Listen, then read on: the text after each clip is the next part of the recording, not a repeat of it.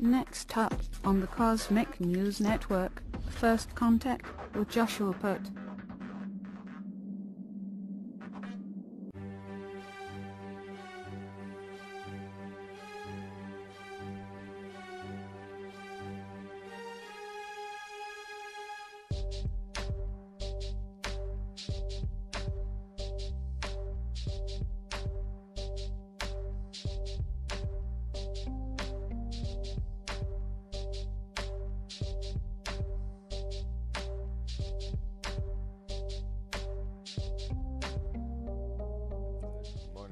How you doing today? Welcome back to First Contact Radio. Glad you could be here. Today is the 21st of November 2016. Our sun sign is making the transition. Today it's going to be entering into the next sun sign, which is Sagittarius. It's been in Scorpio, which has been a water sign. Now we're going to move into Sagittarius, which is a fire sign. Our moon sign is also making the transition. It just went from Leo into Virgo, which is an earth sign. So that is situated right now, and the sun will take place at 3:22 p.m. this afternoon. So some of the aspects we're looking at over the course of this day, mainly, let's see, what's the big ones here? Well, just mainly the big changes here. The sun and the moon making their changes tonight. Pluto or Neptune gets in the mix, forms an opposition with the moon sign Virgo. Other than that, so let's take a look at what these signs are just as a refresher. Our moon sign currently is in Virgo. Virgo is an earth sign. The moon changes every 2.5 days. Our subconscious mind continues to move along, and what it represents is our unconscious desires, the thing under the surface that's bubbling up, and it keeps changing because what's going on under the surface is continuing to move. So if we track just those subtle movements from day to day, even though it keeps changing, we can find progress. We can see how that hand of the clock is moving because both the sun and the moon work together. The sun sign has been in Scorpio, getting ready to move into the next sign, Sagittarius, which is a fire sign represented by the angel of temperance. So what I'm thinking is, as now we're moving into these signs, particularly into the sun sign, our conscious mind is going to start looking at things from a higher perspective, and I think we're going to start evaluating things a little bit differently than we have been, particularly because we can't keep going the way we've been going. We've seen a lot of chaos this last 2 weeks since the election, and we could see here in America and certainly around the world that this isn't going to work to continue this process of angst that's out there. So there needs to be some resolve. We will find that resolve when we reach into our higher selves, and I believe that moving into this new phase will certainly be instrumental. And of course, then the moon sign at this point is teaching us the lesson of hermit. Be patient with what we're doing today. Be patient. Everything has a divine timing. We want to jump in. We want to do things when we want to do them, but we don't always have to be doing them according to our time. Sometimes we just need to sit back and allow a divine timing to play itself out. Okay? And then, of course, this opposition tonight where we need to take a new perspective on the way we are doing things. Our level of patience, how we're understanding the timing. These two characters are like on a teeter-totter, so that unconscious mind is being challenged to look at things differently, especially as we are in the phase of being patient. The moon phase currently is making its way back to a new moon again, which will be on the 29th of November.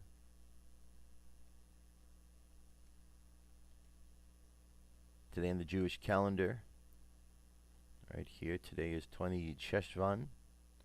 20 Cheshvan, and the space weather, solar wind 329.9 kilometers per second. Planetary K index, quiet at a 2, however, large coronal hole up at the top and in the middle.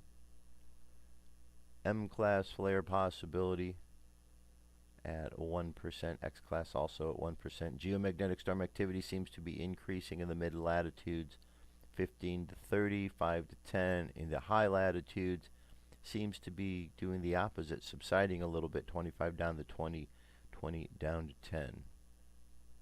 Okay. Very good. And here we have another nice image of the Earth. The Earth, which I believe is a flat plane. We've discussed that many times. It's just the way it goes. It's just what I think. All right, there you go. That's it. That is our opening segment, Cosmic Weather for today. UFO News is up next. Let's get to it.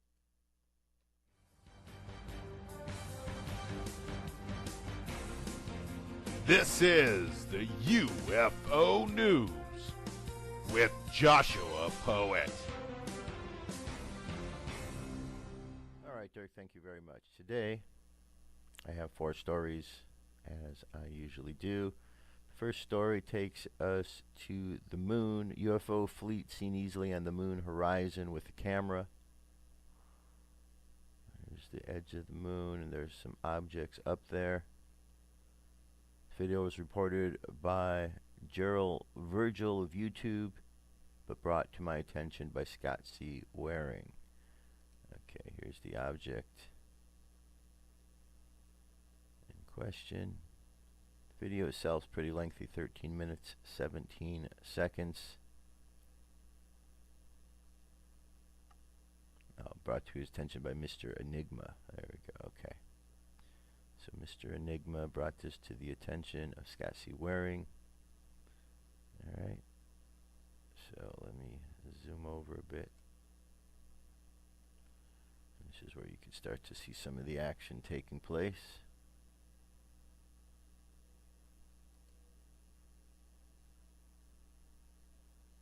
Okay, what I'm going to suggest, as always, is to increase the size of this video so you could see it much closer, and speculation on what that might be. So, alright, let me move on from here. The next story here, this is over Pennsylvania. We have Levittown, Pennsylvania, 2 triangle UFOs. Here's one interesting footage of 2 triangle-shaped UFOs hovering in the sky above Levittown, Pennsylvania. This happened November 4th. Witness stated, I was walking down the road with a couple of my friends in Thornridge. I happened to look over the trees and see 2 objects sitting in the air. At first, I was unaware of what it was looking at, and then it hit me, this object may be a UFO. As soon as I grabbed my phone and take a video, I got chills, and the object started to move as if I knew it was looking at it. Took 50-second long video of the craft before it disappeared behind the trees. A few minutes later, I saw 2 more objects, but did not get another video. And then, of course, there's our object in question. Alright, moving on. Here we have a report, UFOs flying through the sky above Barcelona. We have a whole bunch of them here. A man claimed to have seen hundreds of UFOs and caught some of them on video moving in a blue sky. Celebrating his 40th birthday, British holidaymaker Paul Zinger said he managed to get a video of the UFOs over Barcelona. He reportedly saw the white orbs flying above the BBVA building nearby. Originally from Clitheroe, Lancaster, the painter and decorator estimated he saw at least 100 objects moving in different directions. While the footage he recorded doesn't reveal the number of orbs, he said there were at least 100 of them, if not more, in the sky. Okay? And we have a video here, 58 minutes. Okay. There we go, and one more story here. This is a question Stephen Bassett is asking and wondering. Stephen's been on the show a number of times, and he wants to see that disclosure happens at some point in time. He's pushing really hard for it. He's a very dedicated activist. And the question is Obama going to complete alien disclosure before leaving office? Top U.S. government officials allegedly guarding a secret from the world that intelligent aliens exist and are getting itchy fingers to reveal the news. It was astonishingly claimed today. Stephen Bassett, the only registered lobbyist on the UFO issue in the U.S., runs the Paradigm Research Group, which today claimed in a statement to have been contacted by a government whistleblower who said the alien disclosure was on the cards. A statement by PRG said 2 days after the election defeat of Secretary Hillary Clinton, Paradigm Research Group received a message from a source within the military-industrial complex known to PRG. The message paraphrased as this: persons who are directly involved in the management of the extraterrestrial issues want disclosure to take place under President Obama and are ready to work with the Secretary of Defense if approached. The disclosure movement led by PRG had hoped for Ms. Clinton to reveal the alleged truth if she had been elected president. Well, she has spent the last year campaigning that she would seek to achieve that goal. PRG said that the beaten president candidate could still influence a government announcement. The statement continued, "What is going on here?" PRG has publicly stated the agenda of the Clinton team has been to disclose the extraterrestrial presence to the American people and the world if and when she became president of the United States. That option is removed. Clintons now have a choice to make of historic proportions. Should they immediately take interviews with top journalists, the resulting media storm will force the Pentagon and the White House to reach the necessary understanding, allowing Barack Obama to be the disclosure president. In order for the Secretary of Defense to approach the White House regarding disclosure, he must reach down into the military intelligence complex for all the needed information to proceed. Although the managers of the ET issues are constrained by the highest level of classification, PRG is now convinced that they are ready to provide that information because there is a growing internal consensus disclosure must take place under Mr. President Obama. Mr. Bassett is convinced that the unimaginable news could be delivered as soon as the first week of January. He said the process is time sensitive. Disclosure would need to happen early enough for the nation to absorb such extraordinary information and settle down prior to the inauguration. There would also be time to prepare various government agencies for the engagement of the media and the public going forward. Then the new president would be stepping into a relatively stable and organized post-disclosure status. With this in mind, PRG would assert disclosure after January 6th would not be a responsible option. This means the Clintons have a choice to make and a few weeks to reach this decision. All right, so we'll see what happens with that. Stephen's been pushing really hard for disclosure to happen, and I think we'd all like to see something of that nature take place. All right, there's you go. There's our UFO news for today. I'll be back. Stay tuned. What if our government was responsible for some of the greatest crimes against this nation? Would you really want to know? These are big questions, but these questions deserve answers. It's time to demand the truth. People should not be afraid of their governments. Governments should be afraid of them. 9/11 was an inside job. Kennedy was killed by the CIA. Jimmy Carter saw UFO. Answers to secrets you need to know. So wake up, wake up, wake up, wake up. Wake up, wake up, wake up. Wake up, wake up, wake up, wake up. Wake up, wake up, wake up.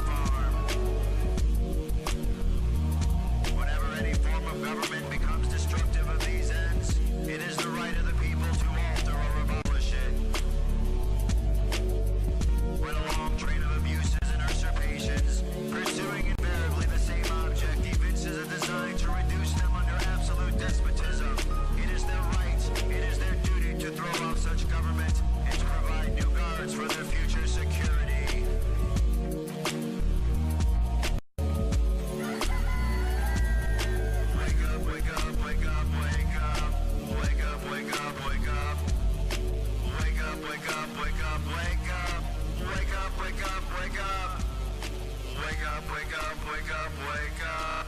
Wake up, wake up, wake up. Wake up, wake up, wake up, wake up. Wake up, wake up, wake up. Patriots arise. It's time to demand the truth. All right, continuing on. So over the course of this last week since the election, we've seen a lot of chaos taking place out there. We see the protests which are taking place, a lot of young people, college-age people. We even have high school students in there. We have people protesting that are illegals, that are protesting because they don't like what's going to be put in place. We have people protesting because the sanctuary cities, don't want to be regulated, and it's really crazy what's going on out there. And of course, you've heard the talk, racism thrown over and over and over. It's getting so tired. It's getting so tiresome hearing what's going on out there.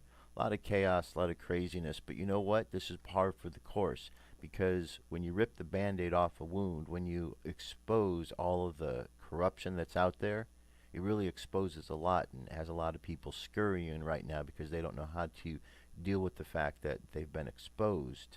So we just need to keep moving through it. We need to stay focused with what we're doing. We need to trust that there are good people at work to push this all through, to make this all happen. So here's an article, case in point, that shows some of the things going on behind the scene. This says, House passes bill targeting midnight Obama regs. The House on Thursday passed legislation that would allow Congress to overturn in a single vote any regulations finalized in the last days of the Obama administration. Despite Democratic opposition, the Midnight Rule Relief Act passed largely along party lines by a 240 to 179 vote.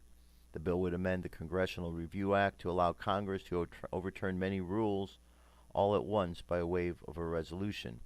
Representative Bob Goodlette from Virginia urged his colleagues on the floor Thursday morning to pass the legislation and tell the American people that lawmakers heard them on Election Day loud and clear. The people have said no to the continuance of the Obama administration's policies, he said. This bill guarantees that Congress can prevent any and all last-minute defiance of the people's will by midnight regulations that stubbornly seem to entrench the last pieces of the administration's bipartisan agenda. So that's a good thing. Okay, that's a good thing. So we could see we do have people out there that are looking out for the people. There are people in Congress. Now, one of the stories that I know that you've heard quite a bit is the story about fake news. Okay, so the irony is you got Fox News and CNN and MSNBC, all the stations that have been caught doing fake news stories. Well, they are now all obsessed about making sure that fake news sites are called out. So that's quite funny if you ask me, because they are the most corrupt of all of the agencies, the news. And here is the list. Ron Paul reveals the real fake media list. What we have as we go through this list here is we have 65. It says, the list contains culprits who told us that Iraq had weapons of mass destruction and lied to us in multiple bogus wars. These are the news sources that told us if you like your doctor, you can keep your doctor. They told us that Hillary Clinton had a 98% chance of winning. They tell us in a never-ending loop that the economy is in great shape. So here's a list of all kind of people that colluded with Hillary Clinton.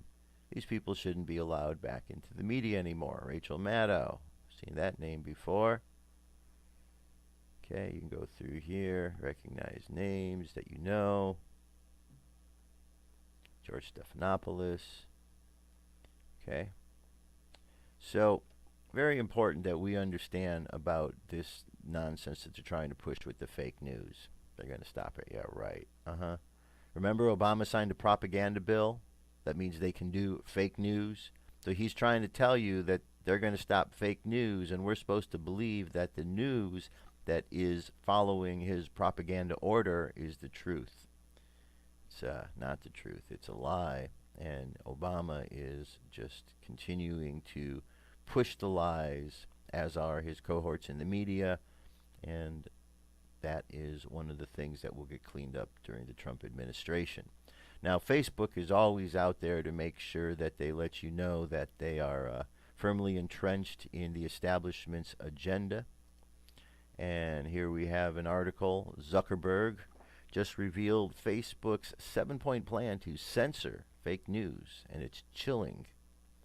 Until corporate media and the neo-establishment refused to acknowledge their direct role in the election of Donald Trump and threw a temper tantrum about misinformation on social media to scapegoat blame, Facebook CEO Mark Zuckerberg balked at the notion faulty reports circulating on social media had anything to do with the November 8th shocker.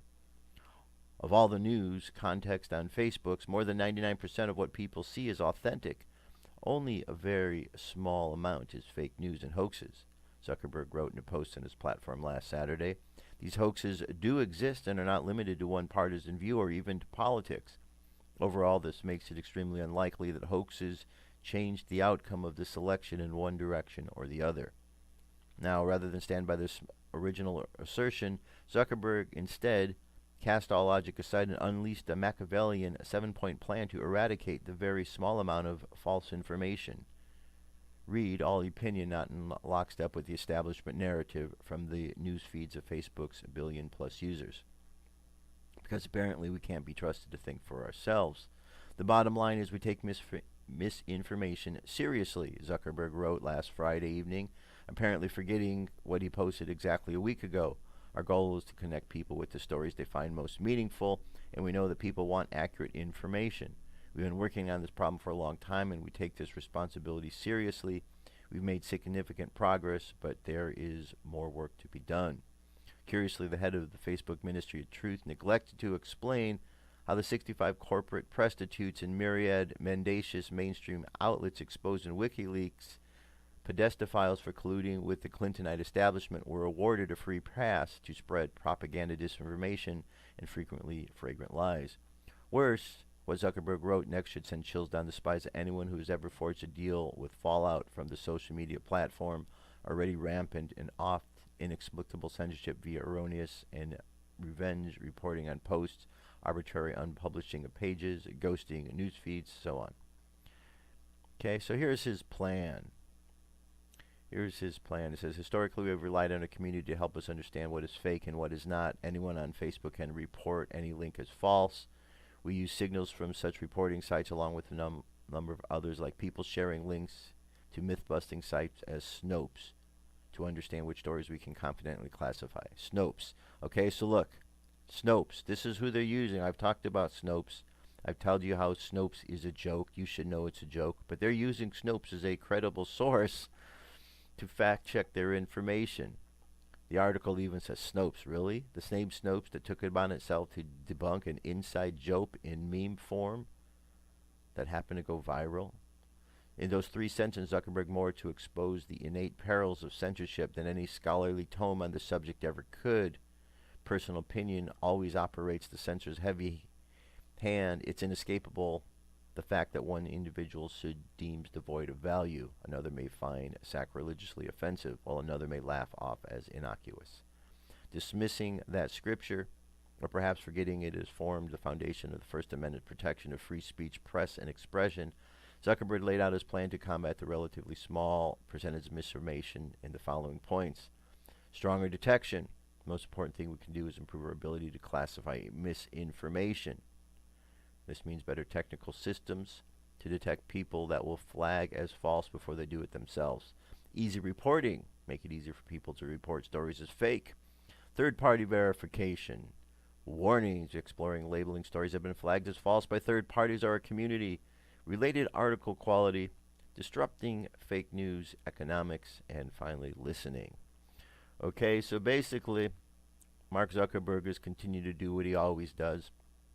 He's going to continue to send out the drivel from the mainstream because that is what he is there for do. He is just a puppet. Don't think Mark Zuckerberg's anything more than a puppet. He's a bigger puppet, with what he is involved with, but he's a puppet nonetheless, and he's leading you into his world of, lack of information, and they're going to be the ones who are going to tell you what is real and what isn't. What a joke that is, right? And they're using Snopes as their guidance. Okay, well, for the people paying attention, and then there's those who aren't. Look how the election turned out. You had the mainstream media lying that Hillary was in the lead. Didn't even need to bother to go vote. It was Hillary's to win. So the people that were on the liberal side, they believed these lies, and a lot of them didn't even go vote. The people on the conservative side kept reminding each other, don't listen to these polls. These are lies. They're not telling us the truth. They were demonized for saying they were lies, and in the end it was proved correct that they were lies.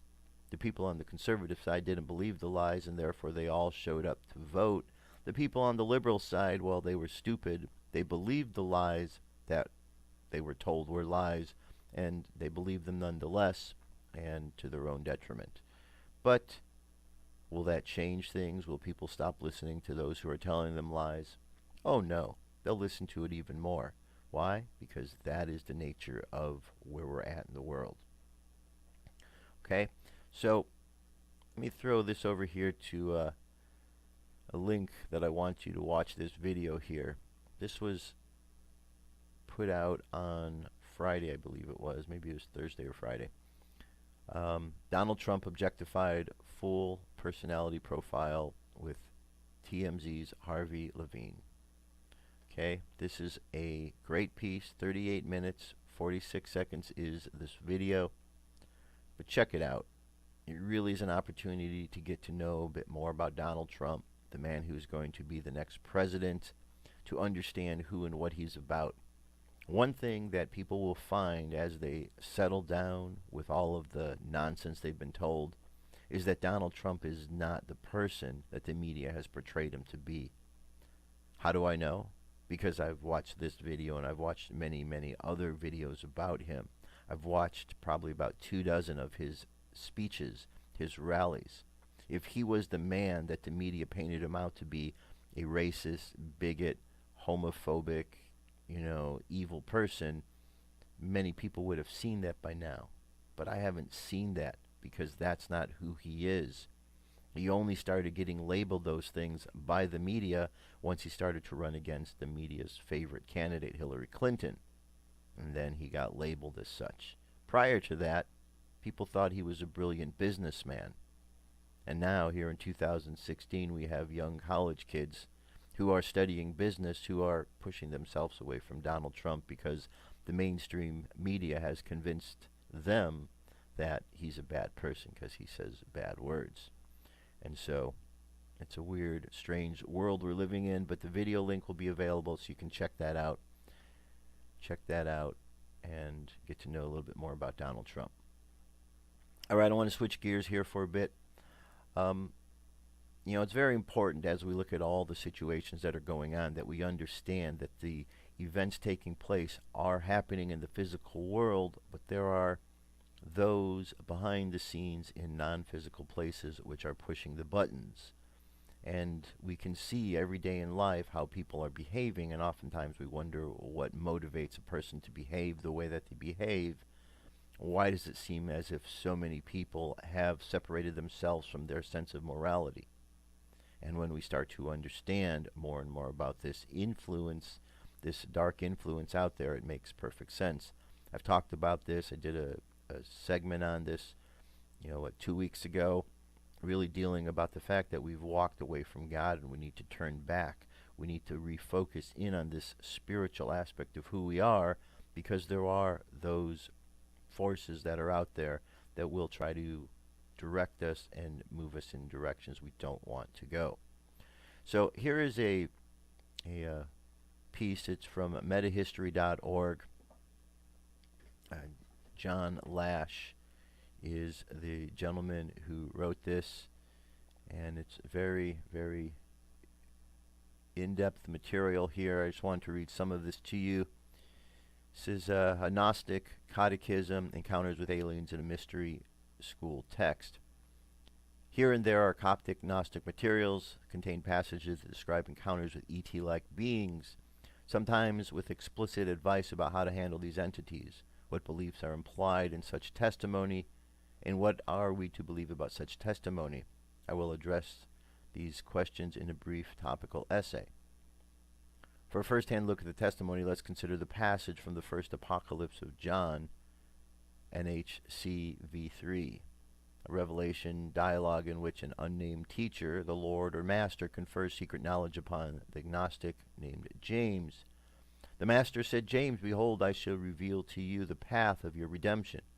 Whenever you are seized and you undergo death pangs, a multitude of Archons may turn on you, thinking they can capture you, and in particular, 3 of them will seize you, those who pose as toll collectors. Not only do they demand toll, but they take away souls by theft. Now when you come under their power, one of them, who is the overseer, will say to you, who are you and where are you from? You are to say to them, I am a child of humanity, and I am from the source. He will say to you, what sort of child are you, and what source do you belong? And you are to say to them, I am from the pre-existent source. I am the offspring of the source. And he will say to you, where were you sent out from the source? Why were you sent out from the source? And then you are to say, I came from the pre-existent one, so that I might behold those of my kind and those who are alien. And he will say to you, what are these alien beings? And you are to say to him, they are not entirely alien, for they are from the fallen Sophia, the female divinity who produced them, and she brought the human race down from the source, the realm of the pre-existent one. So they are not entirely alien, but they are our kin. They are indeed so because it is she who is their matrix, Sophia Achamoth, is from their source. At the same time, they are alien because Sophia did not combine with her like in the source, her divine male counterpart, when she produced them. When he also says, where will you go now? You were to say to him, to the place when I came. The source, where shall I return? And if you respond in this manner, you will escape their attacks. Considerable information is packed into this exchange. The resemblance to contemporary reports of close encounters is undeniable. The Archons induce a state of mortal panic. They often appear in threes. They perform abductions, take souls by theft. These details present a striking match to contemporary UFO ET lore, but in the equally striking departure from the current literature, the Gnostic teacher gives explicit instructions on how to face the alien entities.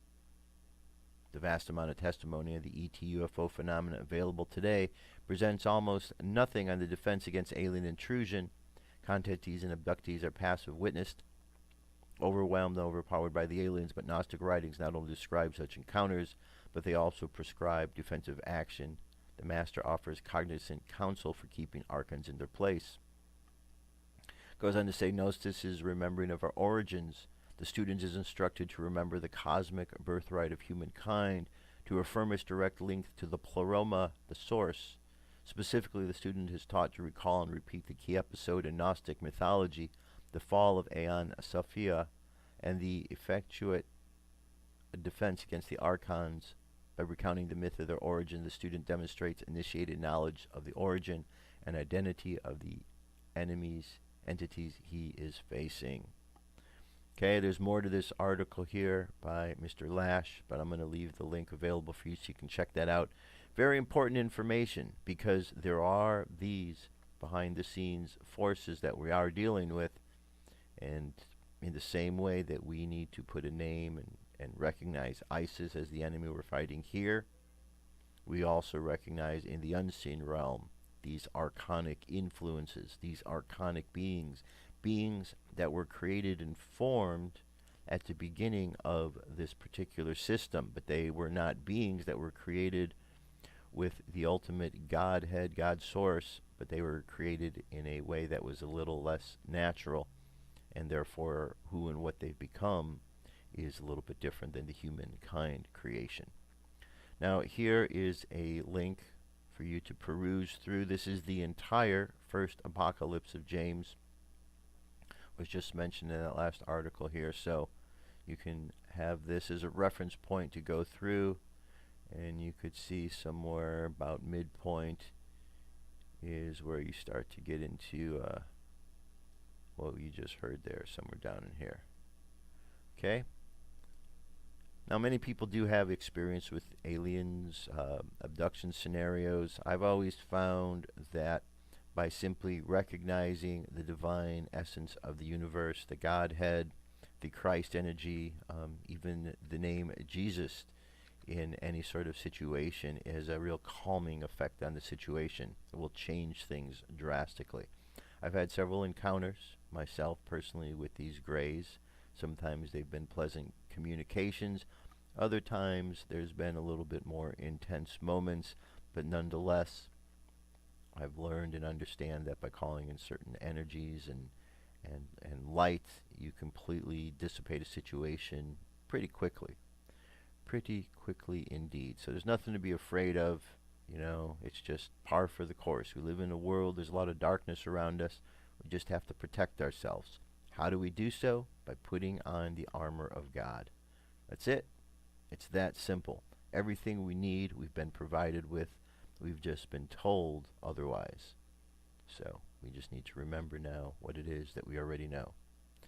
All right, here's an article called The Unity of Intention for Transformation, and this is by Michelle Walling over at In5D. You know Michelle's article. She writes great articles. There's another one to join and add to the mix. It says, unity begins with knowing who you are and why you are here. Unity is what will cause the critical mass of the shifting of our reality into one of peace, love, compassion, and healing. Intention is the power of the imagination to create what we want rather than what we do not want. Here's how unity and intention will birth a new earth. We all come from the same source, prime creator or God. We are fractals of the divine energy manifested in human form. Many of us are awakening to a divine purpose here on the planet. Those of us that are here to help Earth shift into a new frequency and consciousness are being called to unify our desires for Earth to shift out of defensiveness and duality into the light of unity and freedom. We have a galactic family helping us at this time. They are aspects of ourselves, star family, interdimensionals, and beings from other galaxies on a higher level. They are all of us. We have energy sent to the planet in waves, or if you wish to see a different perspective, we are moving through the photon belt of light. The transformation that is occurring, and we are finding ourselves right in the middle of the chaos that precedes change. This is called the compression phase. Compression turns carbon into crystal. What we need is the final boost of energy to move through this compression phase. We need that alchemical transformation. We need to work together on this and eliminate distractions that were purposely put in our lives. We will soon remember many things that will help us unify and work together to finalize the ascension of humanity and Earth. We are multidimensional beings that have our lives happening at the same time that we are in this lifetime. Our consciousness is still here, but soon the door will be open to receiving memories and information that comes from ourselves. From some, this is already occurring now. I've received several uploads of my higher self over the last several years. The body has had to make many adjustments, and I've had to change my way of life. I've had to change the way I eat, the friends I keep, even had to move away from family members that cannot let go of the past so that I can help them. I am helping them by focusing and tending on this new reality of freedom from pain, domination, and control, because they cannot always do this for themselves. I encourage everyone reading this article to now focus on connecting to your highest energetic representation of your oversoul, and to invite that loving energy into your body. Heal yourselves and help to heal others. Join together with others to make that focus. Organize meditations and intentions to shift the earth out of bondage. Share your experience and let your voice be heard for those that have ears to hear. All right, very good. Another good article by Michelle Walling. You know, we're going through so many changes right now, and we see them manifesting out in ways here in America. Not only in America, but on the earth itself. Look at how there has been civilizations freeing themselves up from the oppressive governments that they've had. It's happening. We are moving together. Even though we seem separate with all the different countries, there is a common change which is taking place across the world, across this planet. All right? So let's go ahead and get to our meditation for today. Close your eyes. Take a deep breath. And exhale. Take another deep breath. And exhale again. Now, let's just imagine ourselves walking along a path. Walking along a path in silence. Simply listening to the sounds of spirit in the form of the sun, the moon, the stars, the energy all around us. Feel the essence of all of this energy and listen carefully to the sounds of nature, of life. Now, as you continue to hear that sound, I want you to imagine that you hear, beyond all of this sound, this music, this universal essence, as if there is a great conductor leading an orchestra of life, and all things are part of that performance. And so as we experience and listen to the music of life, as we watch people, we see that there are those who are moving in time with the music of life, unknowingly, and those who move with it willingly. And we understand the difference is simply in our ability to perceive that which is around us.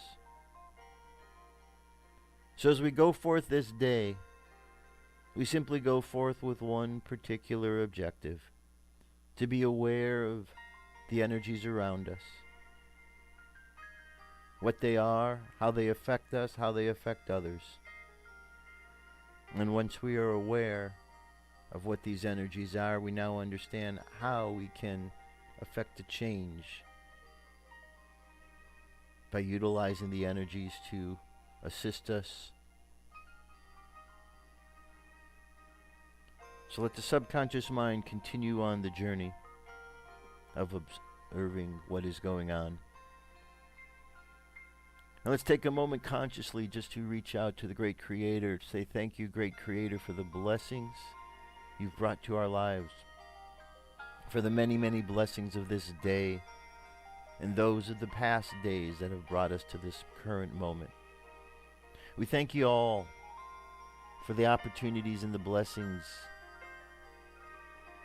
that pour in our lives, that allow us to see the beauty of this world and the perfection of your plan as it unfolds moment by moment. We ask forgiveness for all of the mistakes and the ways in which we didn't operate from our highest good, and we send out waves of forgiveness to those who may have in some way offended us.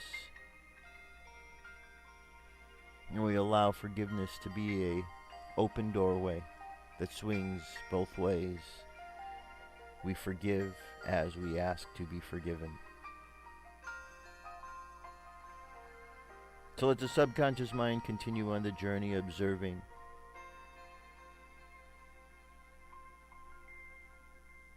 sitting in the place of forgiveness, to forgive all those wrongs against us and continue to send out forgiveness to those who have.